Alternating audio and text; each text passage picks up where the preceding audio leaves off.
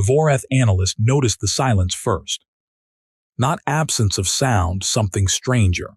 The human settlement's communication array had gone dark 11 minutes before the orbital bombardment began, and that should have been impossible.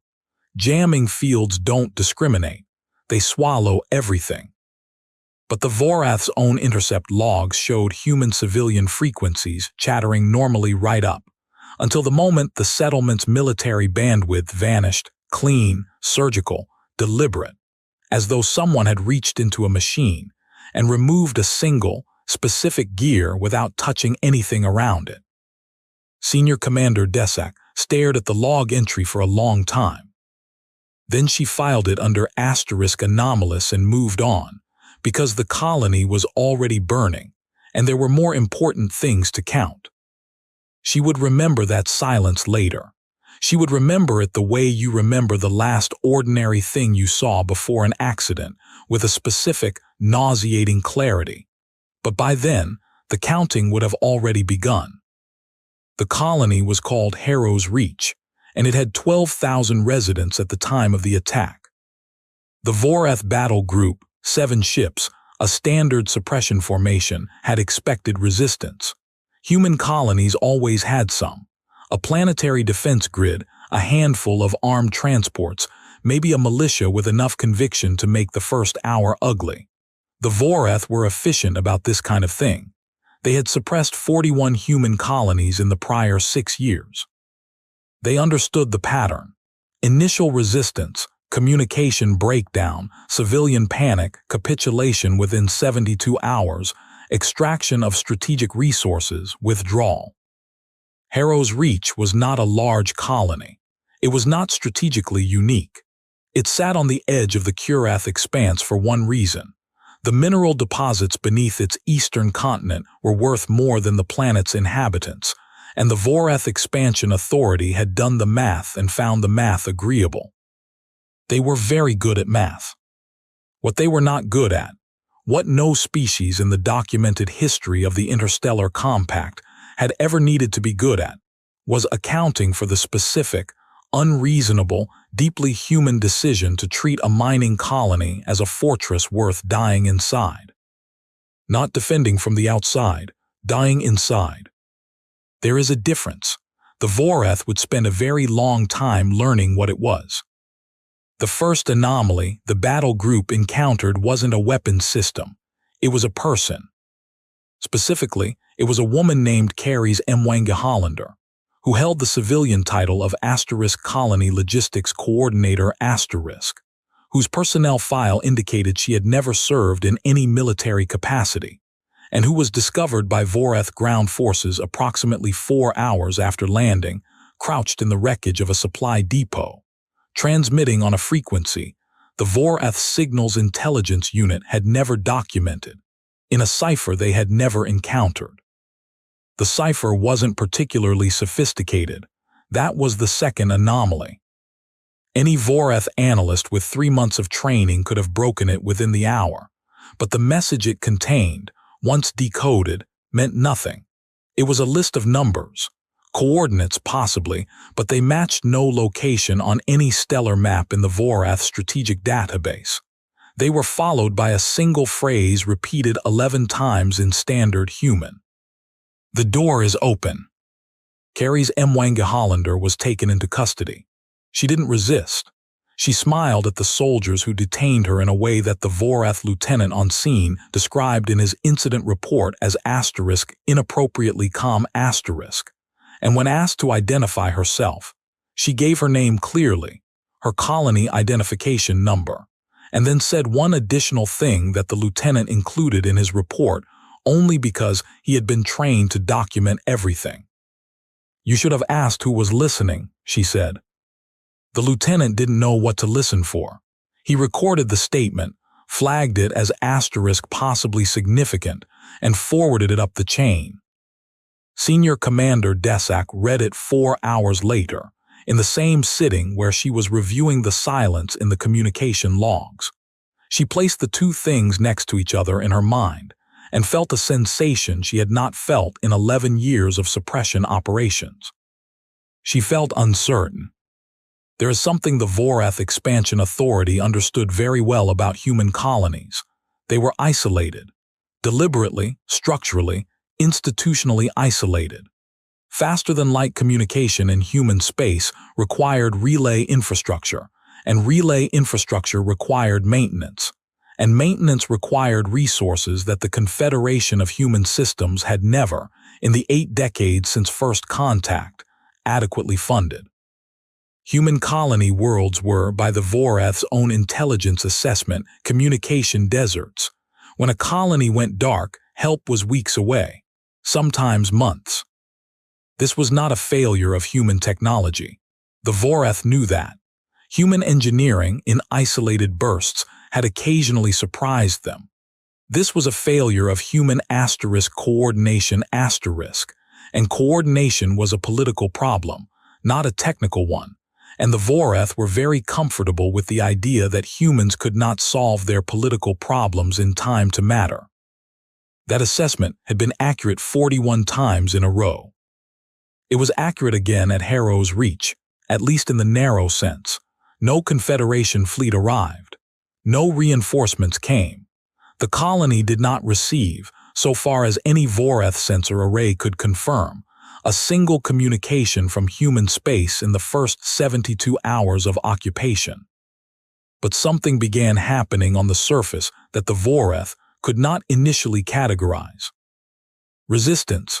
Not the expected kind, not the desperate, disorganized militia charges that burned bright and collapsed fast. This was quiet, surgical, maddening in its precision. Supply caches vanished before Vorath soldiers reached them. Patrol routes were disrupted by obstacles that shouldn't have been possible to place in time. Twice in the first week, Vorath officers received information, through captured prisoners, through intercepted transmissions, about planned ambushes that turned out to be false, drawing Vorath response teams away from actual incidents happening elsewhere. "They're coordinating," said Subcommander Ulith, standing in the Field Operations Center on the 3rd day. He was staring at a map of the colony's population grid, watching the pattern of incidents form a shape he couldn't name. 12,000 civilians, and they're coordinating like a standing military. "We have the coordinator in custody," Desak said. "We have a * coordinator." He looked at her. "How many do they have?" Neither of them had an answer. That was the problem, and the thing that neither of them said aloud, the thing that sat in the room with them like a weight, was this. They didn't know how the colony was coordinating. They were jamming every frequency. Their ground forces had physical control of the communication infrastructure. There were no satellites that shouldn't be there, no relay stations they hadn't accounted for. But the colony was still talking to itself somehow. They just couldn't find the signal. Carrie's Mwanga Hollander had been a logistics coordinator for 11 years. Before that, she had been something else, for a different organization, under a different name. The Vorath didn't know this. They had her Confederation-issued personnel file, which was accurate in every detail that could be verified and carefully incomplete in the ones that couldn't. She had a face, a history, a record of transit and employment, and the kind of ordinary life that generates paperwork in the right quantities to appear real. She sat in the detention cell the Vorath had established in what had been the colony's administrative center, and she counted the days the same way she'd been trained to count them, 17 years ago, in a facility that didn't exist in any Confederation record, by instructors who had never officially existed either. On the 4th day, a Vorath interrogator came to see her. His name, she would later learn, was Prethanash, and he was considerably more perceptive than his colleagues, which made him more dangerous and also more interesting. "You transmitted a message," he said, settling across from her with the particular stillness that Vorath used instead of aggression. "We know the cipher. We know the coordinates were fabricated. We know the signal went nowhere we can trace." He paused. "So explain the message to me." "Which part?" "The door is open," he said. "Repeated 11 times. Why 11? Carries looked at him for a moment. She had a way of considering a question that felt less like hesitation and more like calculation, a pause with structure in it. "How many ships did you bring?" she asked. "7," he said, and then stopped because he hadn't meant to answer. She nodded slowly, as though this confirmed something. 11 is more than 7, she said. He stared at her. The statement was factually true and contextually meaningless, and yet he left the interrogation feeling certain he had missed something. He reviewed the transcript twice that evening. Then he went to find Senior Commander Desak. "She knows something about our deployment," he said. "She knew our ship count before I told her." "She guessed." "Commander, she didn't guess." He set the transcript on the table between them. "She told me the number first. Then I confirmed it. She was informing me. She was telling me she already knew." Desak read the exchange. "Read it again." "How?" she said. It was not a question with a natural answer, and both of them knew it. "Here is what the Vorath believed about Harrow's Reach, based on 11 years of intelligence assessments. It was a mining colony. Population 12,000. Primary industry, extraction of kethrite ore from the eastern continent's subsurface deposits. Secondary economy, minimal. The colony had a locally elected administrative council, a small contracted security detail, the standard emergency communication protocols, and the usual arrangement of infrastructure that made a population of 12,000 humans marginally comfortable in a location that had never been particularly hospitable. Here is what the Vorath did not know, and would not know for some time, and the understanding of which would change everything. Harrow's Reach had been selected, not settled, selected, 15 years prior by a Confederation intelligence division that appeared in no public charter, had no formal name recognizable to civilian oversight, and which operated under a budget line that, if anyone had looked closely enough, appeared to be an administrative error in the Planetary Development Fund. The colony was real. The mining was real. The 12,000 residents were real people who worked real jobs and raised families in the dust and light of a world that was, despite everything, genuinely home. But Harrow's Reach had also been, for 15 years, a node. The Confederation's intelligence infrastructure had a problem that its public critics frequently noted, and its officials consistently deflected. Human space was too large, too dispersed, and too poorly connected to maintain the kind of intelligence network that a species under sustained expansionist pressure from 3 separate stellar powers actually needed. Relay stations were vulnerable. Purpose-built intelligence outposts were identifiable. Electronic surveillance was expensive and obvious.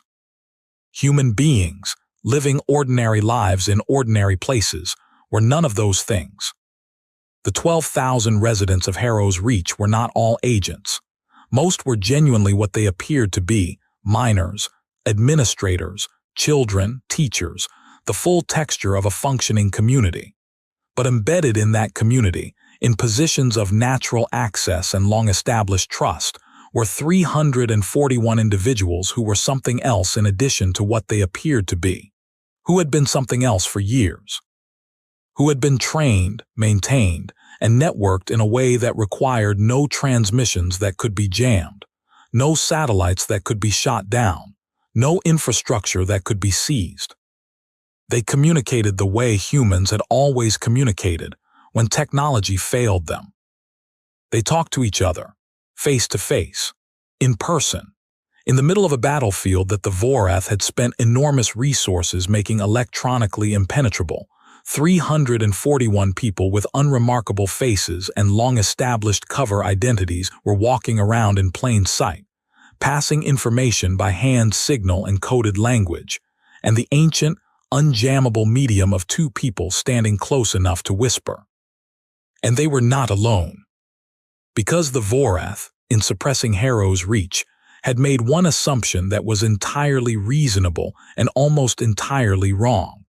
They had assumed that this colony was the problem to be solved. Harrow's Reach was not the problem. Harrow's Reach was the *relay*. The message Carrie's Mwanga Hollander had transmitted before her arrest, in a cipher simple enough for any trained analyst to break, was not intended to be unbreakable. It was intended to be found. It was an asterisk beacon, a proof of concept, a signal that said to anyone in range who knew what to listen for, "This network is active, this node is functional, we are transmitting, we are seen." The coordinates that mapped to nothing in the Voreth database mapped to something very specific in a different one. And 11 was not a random number. 11 was a count. "I need you to tell me something," Prathanesh said. He had come back to the cell alone this time. He had not told Commander Desak he was coming. "Not for the report, not for the record. I need to understand something." Carries looked up from the floor, where she had been sitting with her back against the wall, doing something with her hands that wasn't quite stillness. A slight, rhythmic movement of her fingers against her knee, like someone counting under their breath. "You had 11 contact nodes in Voreth space," Prathanesh said. "That's what the 11 means, not ships, nodes."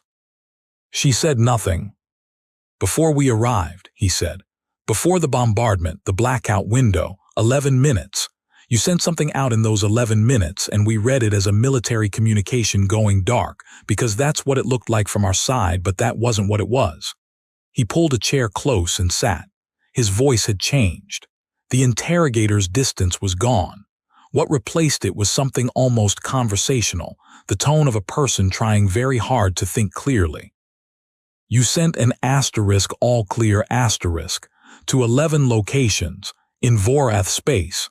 You told them the attack was confirmed." Her fingers stopped moving. "How long," he said, "have you been watching us?" The pause she gave him was different from the earlier ones. It had a different texture. When she finally spoke, her voice was quiet and completely level. "How long have you been watching us?" she asked. He sat back. The answer to that question, the honest answer, the documented answer, the answer in the Expansion Authority's own intelligence archives, was 43 years. The Voreth had been running intelligence operations in human space for 43 years before the first suppression action. They had mapped colonies, tracked populations, assessed resources, built profiles on human psychological response to territorial pressure. 43 years. He looked at the woman in front of him. He thought about the cipher that was easy to break. He thought about the coordinates that mapped to nothing in the Voreth database. He thought about 11 not ships, not minutes, but nodes, embedded, long-term, in Voreth space. "How long?" he said again, and this time the question was barely a sound. "We noticed you noticing us," Carrie said, "a while ago." The situation on the surface of Harrow's Reach deteriorated in Week 2 in ways the Voreth Battle Group's models could not have predicted, because the models assumed the variables they were tracking were the important ones. Civilian movement became increasingly difficult to restrict, not because colonists were fighting past checkpoints, but because Voreth soldiers kept receiving contradictory information about where civilians were supposed to be. A curfew would be established. Reliable reports would confirm a group of colonists in Sector 4. Response units would redirect. The group wouldn't be there. Something else would happen in Sector 4 while the response units were in transit. It happened 12 times in 4 days. Each time, the information that had moved the response unit had come from a colonist informant.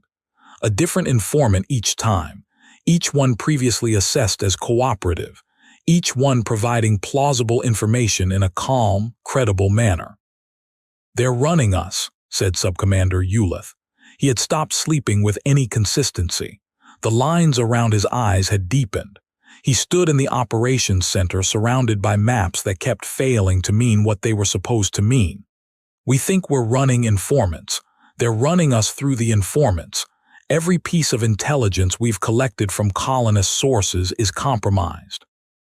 "All of it," Desak said. "We don't know which pieces are real." "Then assume none of it is." "Commander," he said, "if none of the intelligence is real, we don't know where anyone is. We don't know where their resources are. We don't know what they're planning. We are operating on a colony we nominally control with a population of 12,000 people, and we have no reliable intelligence about any of them." He didn't say the next thing. He didn't need to. They had 7 ships and 12,000 colonists. On paper, that was not even a contest. In practice, they were effectively blind on a planet full of people who had apparently spent years learning how to be invisible to exactly the kind of force now standing on top of them. Desak made a decision she did not record in the official log. She went back to the detention cell. Carries was awake. She was always awake when Desak arrived, which was itself a small, persistent strangeness, as though she had been informed in advance. "I want a conversation," Desak said. "Not an interrogation. I want to understand what is happening on this colony, and I am willing to offer something for that understanding." "What are you offering?" "Cessation of the bombardment protocol. The eastern settlements haven't been touched. I can keep them that way." Carries considered this with that structured pause of hers. "For how long?" "As long as the conversation is productive." "That's not an offer," Carries said. "That's a timer." "Yes," said Desak, "it is." Something shifted in Carries' expression. Not warmth, exactly, but a kind of recognition. The acknowledgement of someone who appreciated directness even when it was being deployed against them. "Ask your question," Carries said. "The nodes in Vorath space, how many?" A long pause. "That information doesn't serve the eastern settlements." "How long have they been active?" "Longer than your current expansion phase." Desak went still. The current expansion phase had begun 19 years ago. Before that, the Vorath had been in a period of internal consolidation, which meant, if Carries was telling the truth, that human intelligence assets had been embedded in Vorath space before the Vorath had decided to expand toward human colonies. Before, arguably, there was any strategic reason to embed them. "You were watching us," Desak said slowly, "before we were a threat to you." "We were watching everyone," Carries said. "We always watch everyone." "Why?" The pause this time was the longest yet. "Because," Carries said, "we've met enough of you to know that the ones who aren't a threat yet are the most important ones to watch." The Vorath Council of Directors received Senior Commander Desak's preliminary report on Day 19 of the Harrow's Reach operation. The report was flagged Priority Alpha, which was the highest classification the field reporting system supported, and it was accompanied by a personal notation from Desak that read, in its entirety, "Do not forward this summary to the Expansion Authority Strategic Planning Division until you have read the appendices in their entirety. The summary will be misleading without them." The council read the summary first. Several members found it alarming but manageable. Then they read the appendices. The appendices contained Prethanesh's analysis of the 11-node network, Desak's own assessment of the intelligence contamination on the surface, a preliminary survey of Vorath space communication, patterns over the prior 6 months that matched, with uncomfortable statistical regularity, the kind of low-frequency, easily dismissed background noise that a long-term human network operating under sustained cover would generate. And a single document that Prethanesh had prepared independently and marked for the commander's eyes only asterisk, which Desak had included anyway, because she believed the council needed to understand what they were actually dealing with. That document contained one paragraph that the council would later describe, in the classified proceedings that followed, as the moment the situation changed. It read, "Based on the transmission pattern analysis and the confirmed operational behavior at Harrow's Reach, my assessment is that the human intelligence network embedded in Vorath space is not a recent development responding to our expansion activity. It predates our expansion activity. It predates, by our best estimate, our first contact with human space entirely. These individuals, and there is every reason to believe they are individuals, humans living functional, long-term cover lives, not automated systems, have been among us by the most conservative timeline calculation for longer than some of our current directors have held office. They are not here because of what we did. We are doing what we're doing having never known they were here. This changes what the operation at Harrow's Reach means. It is not a suppression. It is a test. And I do not believe the colony is what is being tested. On the surface, the resistance had evolved again. The Vorath had responded to the intelligence contamination problem by tightening movement restrictions and reducing their dependence on informant networks, cutting off the pipeline they believed was being used against them. It was a reasonable response. It was the response a rational, experienced military force would implement. The resistance shifted the same day. Not to a new deception strategy, to something simpler, endurance. Colonists who had been moving between sectors stopped moving. Vorath response teams who had been chasing phantom intelligence reports stopped receiving phantom intelligence reports. The pattern of misdirection that had been driving the Vorath to exhaustion simply stopped. For 36 hours, almost nothing happened. Ulith reported this as a possible sign of resistance collapse. He was cautiously optimistic in a way that Desak noted without sharing. On the 37th hour, 18 Vorath soldiers conducting a sweep of the colony's northern processing plant vanished. Not captured, not killed in a firefight that left evidence. Vanished. They entered the facility on sensor record, and then the record developed a gap. Not a blackout, not a scramble, but a clean gap, as though 18 people had simply stopped existing for 40 minutes. And when the gap resolved, the soldiers were not in the facility, not on the sensors, not anywhere the Vorath could find them for the next 11 hours. They were found eventually, unharmed, in a sealed storage unit in the southern district, 15 kilometers from the processing plant, with no memory of how they had arrived there and no physical evidence of how they had been moved. Not a single colonist had been seen near the processing plant in the relevant window. The facility's internal sensor gap, when analyzed, showed a signature consistent with a very specific kind of targeted interference. The kind that required intimate knowledge of the Vorath sensor system's architecture, including proprietary components that had been introduced in the last manufacturing cycle and which had not, to any recorded certainty, ever been documented in human intelligence material. Desak called Prethanish at 300 hours, colony local time. The sensor gap, she said, the new architecture. I know. His voice was flat with something she recognized as controlled alarm. They knew about it. Yes. Before we deployed it. Yes. Which means, he said, someone in our manufacturing chain told them, or someone watching our testing facilities told them, or someone who was present when the architecture was approved told them. A pause. Commander, we have no way of knowing how deep this goes. We have no baseline. We have been assuming our internal communications are secure for the entirety of the expansion phase. Are they? He was quiet for a moment that felt too long. I genuinely don't know, he said, and I think that's the answer they wanted us to arrive at. In the detention cell on day 23, Carries heard the door open and knew before looking up that it wasn't Desak or Prethanish. The footstep pattern was different. Heavier, more deliberate, the rhythm of someone choosing their steps with care. The figure who entered wore a director's insignia. He was older than anyone she had seen in the facility, and he sat across from her with the kind of stillness that meant he had long since stopped needing to perform composure. I've read everything, he said. I know, Carrie said. You know because someone told you.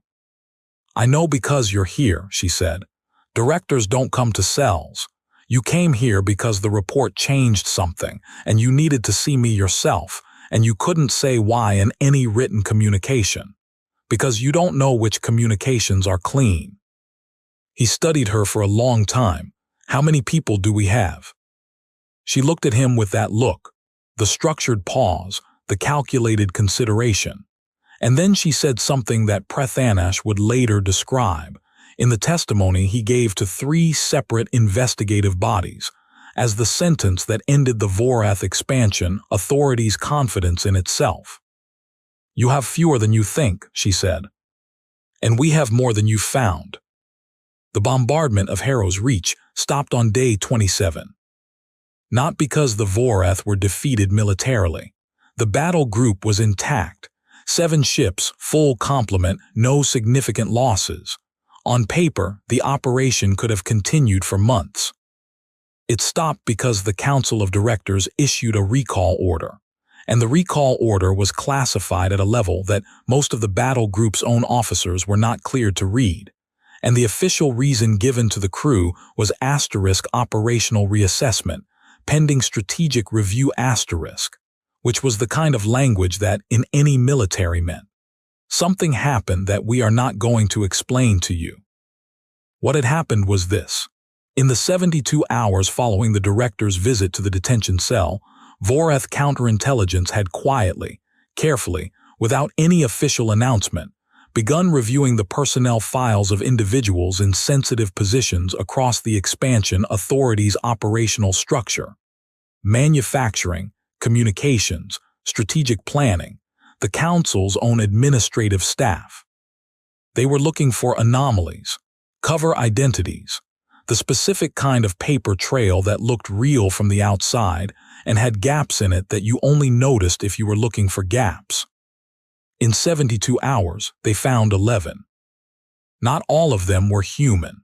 Some were Vorath citizens who had been recruited, through means the counterintelligence team couldn't yet fully reconstruct, to a network they had thought of as something else, something that didn't connect to human intelligence, something plausibly local and separate.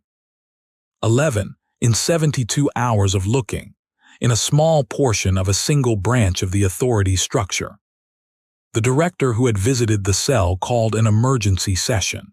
He stood at the head of the council table with the kind of stillness that Carries would have recognized, the stillness of someone who has stopped needing to perform. And he said, in a voice stripped of all diplomatic softness, "We do not know the scope. We cannot know the scope without a review process that will take years and will compromise our operations in the meantime. We do not know what they know.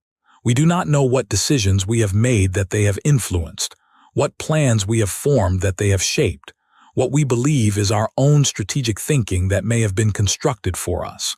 We cannot trust our communications. We cannot trust our personnel assessments. We cannot trust the intelligence product we have been using to make expansion decisions for the last 2 decades. He paused. We attacked a colony of 12,000 people. We thought we were suppressing a resource world. We were walking into a mirror, and every move we made inside it was being recorded. The chamber was very quiet. "What do we do?" asked one of the junior directors.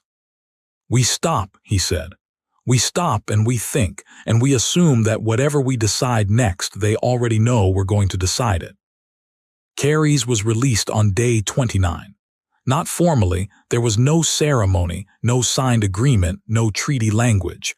A Vorath soldier opened the cell door, stepped back, and said nothing. She walked out into the corridor and found Prethanash waiting. He walked with her to the facility's exterior. The colony's sky was the pale gray gold it went in the early hours, before the light hit the ore dust in the air and turned it amber. The eastern settlements were still standing. "You knew this would happen," he said, "from the beginning, from before we arrived." She didn't answer immediately. She looked at the sky with the expression of someone checking something they've been waiting on for a long time. "We hoped," she said, "there's a difference." "Not much of one from where I'm standing." She turned to look at him. "You want to know why?" "I want to know how long you've been doing this, not just here, everywhere." She was quiet for a moment.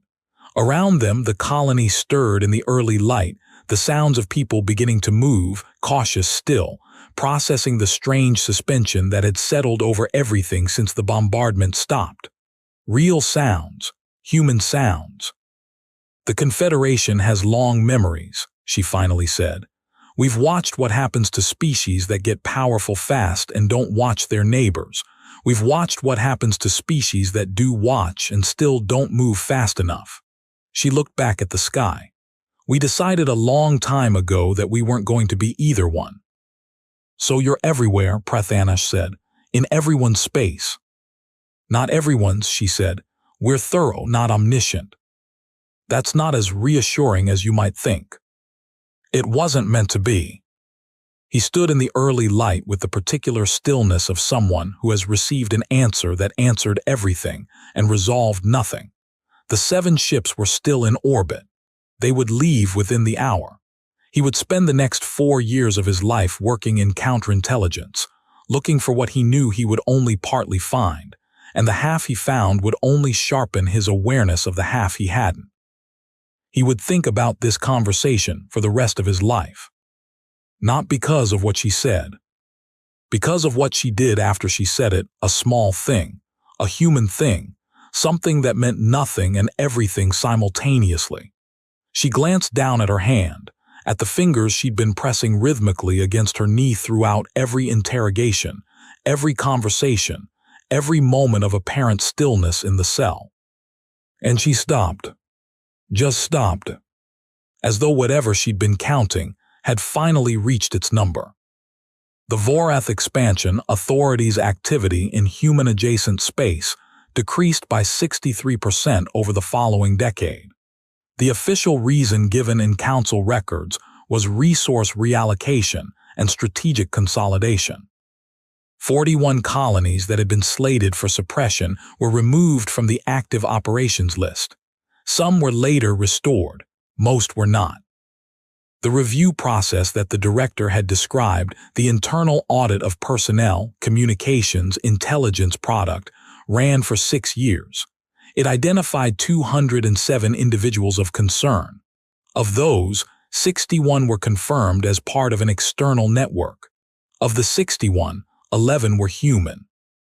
The remaining 50 were various species, drawn from 12 different political entities, who had all, in their own ways, been quietly asked a question and found the answer worth committing to. Harrow's Reach continued to mine Kethrite ore. The population grew.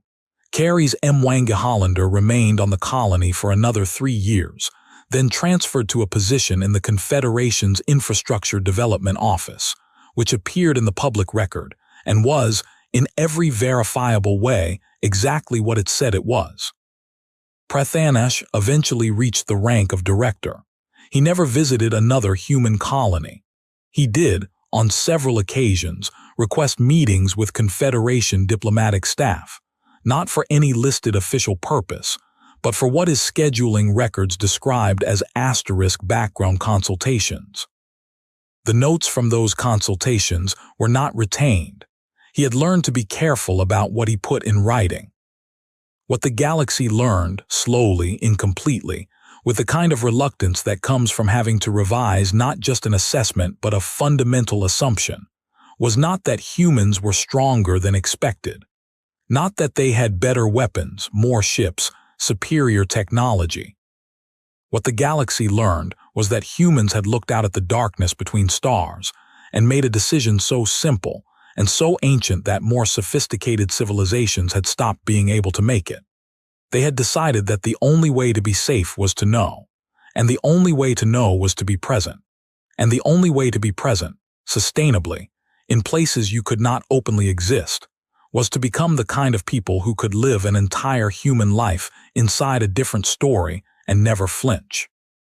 Not soldiers, not spies in the dramatic sense. Neighbors, colleagues, people who knew where the coffee was kept and which route you took home and the name of your youngest child, and who had been that person, genuinely, completely, for years before it mattered. The Vorath had attacked Harrow's Reach because they understood human isolation, because they had looked at human space and seen the gaps in the relay network and the political dysfunction and the characteristic human inability to coordinate at speed, and they had calculated that a species so fractured at scale could be managed piecemeal. They had not understood, And this was the thing that took the longest to say plainly in any official document, that the gaps in human coordination were not failures. They were camouflage, a species that had learned, somewhere in its long and violent history, that the most dangerous thing it could do was let anyone see the full shape of what it was capable of. You show the fractures. You show the dysfunction. You let them calculate the gap and you let them walk into it, and while they are inside the gap doing their counting, you are doing yours. 11 nodes. More than 7 ships. The door is open. Not a threat, not a warning. A welcome. The kind extended to guests who have arrived somewhere they were expected, who were always going to arrive, whose arrival was planned for, whose every likely decision was considered and accounted for long before they made it, by a host who has been waiting, patiently, with complete and ordinary stillness, for exactly this moment.